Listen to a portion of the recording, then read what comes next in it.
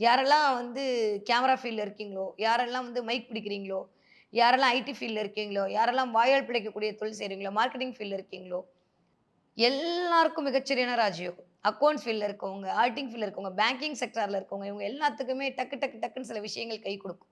நிம்மதி பெருமூச்சு விடக்கூடிய காலகட்டமாக இந்த மே மாசம் இருக்கும். ஆனா, ஜூன் மாசம் கொஞ்சம் 1ஆம் தேதியிலிருந்து 15ஆம் தேதி வரைக்கும் கவனமா இருக்கணும்.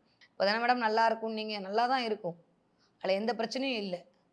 ஆனா, பொருளாதாரம் வரக்கூடிய இடத்துல சில தேக்க நிலைகளை குடுக்கும்.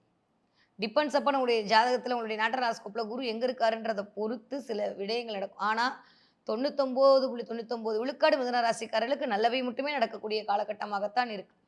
ஆரோக்கியத்துல தான் கவனமா இருக்கணும். இப்ப நெறைய பேருக்கு ஷோல்டர் பெயின், சுளுக்கு புடிக்கிறது, இடுப்பு வலி வர்றது, முட்டி வலி இதெல்லாம் எட்டி பார்க்கும். அம்மாவுடைய உடல் ஆரோக்கியத்தில் கவனமா இருக்கணும்.